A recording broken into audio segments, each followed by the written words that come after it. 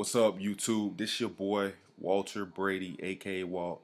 You are tuned in to Walt B Sports Reviews. Just a little quick introduction. My name is Walter Brady. This channel is gonna be focused on different sports reviews. I'm gonna give you primarily NBA, college, some NFL, and some mixed martial arts. But the main two gonna really be basketball and football. So we're gonna do a quick review of the game tonight, the first game of the NFL season. We're gonna talk about the Giants against the Cowboys. Overall, the game was good. By the way, the score was 24-17. The Cowboys beat the Giants. I'm just gonna give you my opinion of how I felt like the offense was looking, the defense was looking, and stuff of that nature. First and foremost, the Cowboys looked good.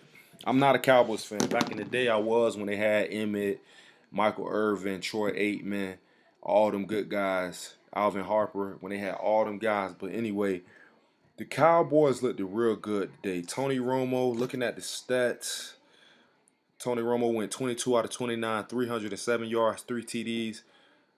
Incredible. Tony Romo is a top 10 quarterback. If you really want to get technical, he might be top 5. But 22 out of 29 as a quarterback in the National Football League, only 7 incompletions. Wow. What can you say about Tony Romo? Only thing I can say bad about him, because I had a little bit of haterade with him because I feel like he don't really have any defining moments as a quarterback. You know what I mean? Long as he been in the league, good as he is, throwing for X amount of yards, doing this, doing that, man, it's time to win. Cowboys on paper is good. Like, I wouldn't even be surprised that if they make it to the Super Bowl out the NFC, because the NFC is kind of like night and day compared to the AFC.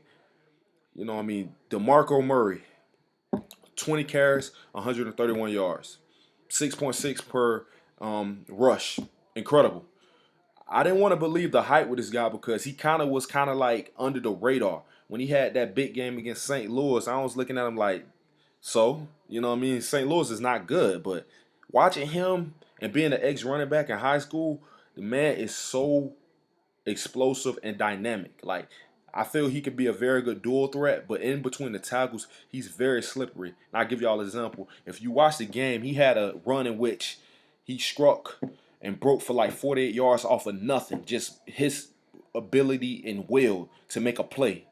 And the Cowboys need that because if they get a consistent running game and with Romo able to throw to Ogletree, Miles Austin, and Dez Bryant, Cowboys gonna be scary. Be scary. But at the same token, man, their defense was stifling. I felt like they really put a lot of pressure on Eli Manning. He could never get in a good comfort zone.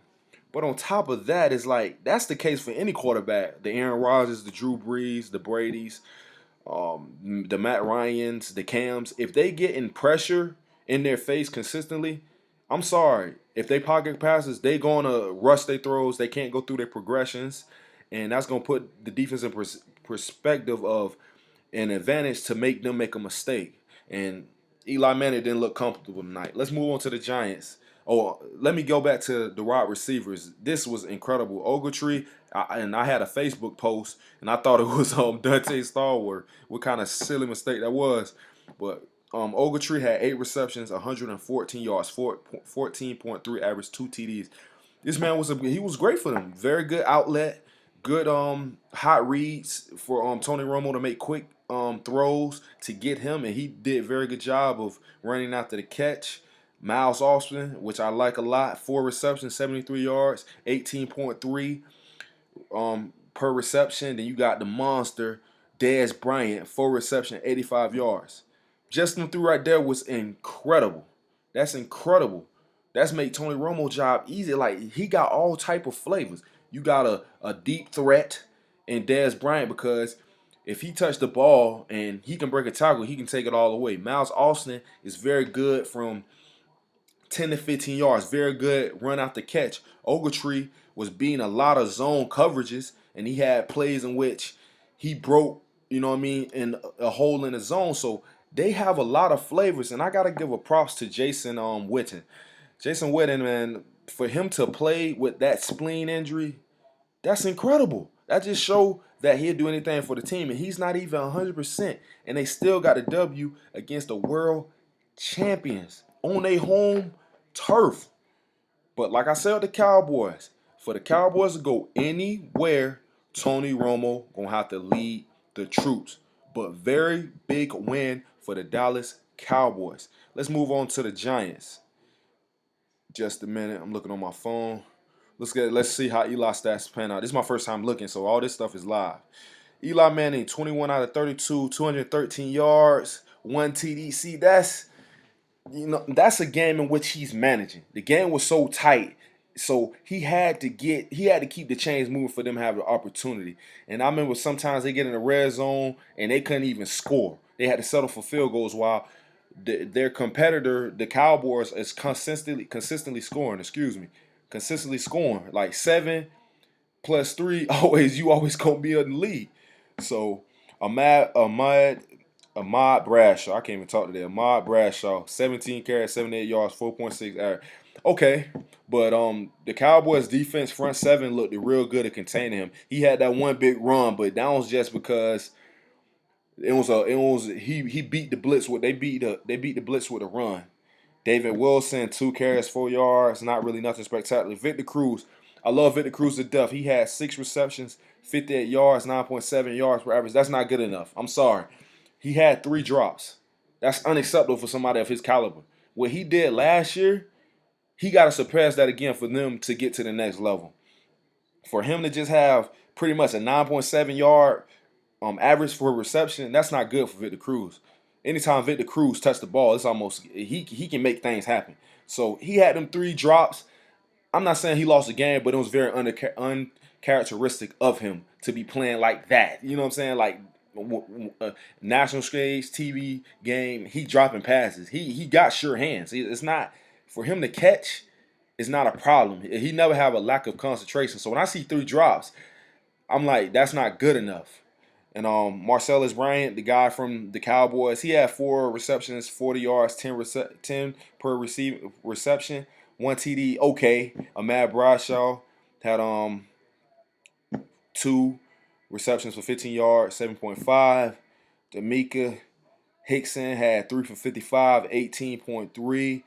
Good for somebody of his caliber. You know what I mean? That's kind of surprise. Hakeem Nicks was very, very quiet. Let me give y'all a quick synopsis or a key with the Giants. For the Giants to be good, like to win a Super Bowl, Hakeem Nicks, another guy, very quiet night. 4 receptions, 38 yards, 9.5. If you get Victor Cruz and Hakeem Nicks only with 4 receptions and 6 receptions for not even a combined 10 yards between them, that's not good enough. They need to be making big plays to help out Eli. And for them to pretty much be at 9.5, that's not good enough. The Giants not going to be, you know what I'm saying, that explosive. With them 2, Hakeem Nicks with them big hands and that big size and his ability to make big plays, and Victor Cruz to pretty much make a short intermediate throw to a big game, they need that. They explosive, but I'm not knocking them. This is just week 1. You know what I mean? Let me give y'all a quick little synopsis about New York Giants that I respect a lot. I had a question on my Facebook profile page post. I said, who was more clutch, Eli or Peyton? And quite honestly, by far, it's Eli Manning. Like, you can argue with me in the comments. Leave comments. Don't be bashful. Opinions are welcome. Eli Manning to beat the great Tom Brady twice in the biggest game of all. That's incredible. So, what I'm trying to say is that he's more clutch than his brother. I won't necessarily say he's better. He's more clutch. The throws that he made to David Tyree when they beat the Patriots, and I think 2007, matter of fact, don't quote me, but when David Tyree made that catch, and then with Manningham made that ridiculous lucky catch on the sideline and kept both feet in, that was incredible. As a fan, I couldn't even knock it. I was mad because I'm a Patriots fan, but at the same token, I'm like, how did that happen? But Eli would just thrive under pressure. My point I'm trying to say is, if you're a New York Giants fan, I wouldn't even stress. I feel like if the New York Giants sniff the playoffs, they got a good chance to win it all. Like, straight up. What they did last year to get the Super Bowl is unheard of. I think they went on the road. I think they beat Atlanta. I think they beat Green Bay. And then you go into Candlestick and beat a very good 49ers team. So if anytime they can get in, if you're a Giants fan, you want them to win a division to get a guaranteed playoff spot like they did last year. But if they get in the playoffs, they can run the table and just get hot at the right time. If you're a Cowboys fan, I'm gonna wrap it up. Tony Romo got to lead y'all. Ain't nobody else. If DeMarco Murray can get you between 1,200 yards rushing, if Antonio Bryant can keep his head, you know what I mean, off the field, if Miles Austin can stay healthy, if Jason Witten, he's a big part of your team too. Jason Witten can stay healthy and hopefully this spleen heal up good, y'all will be fine. The defense look good. DeMarcus Ware, hey, I forgot about it, but 2 sacks once again, just closer breaking, good chance to lead the league in sacks again. But my name is Walter Brady. This is my first video. I'm a sports enthusiast. I love basketball and football. If you like what you see, give me a thumbs up. Friend me on Facebook. Add me on your Skype. And let's make this community, man. This is my first video. Sorry for the length, but I hope the review was good in detail. And I thank you for your time today. Please rate, comment, subscribe. I'll talk to y'all later.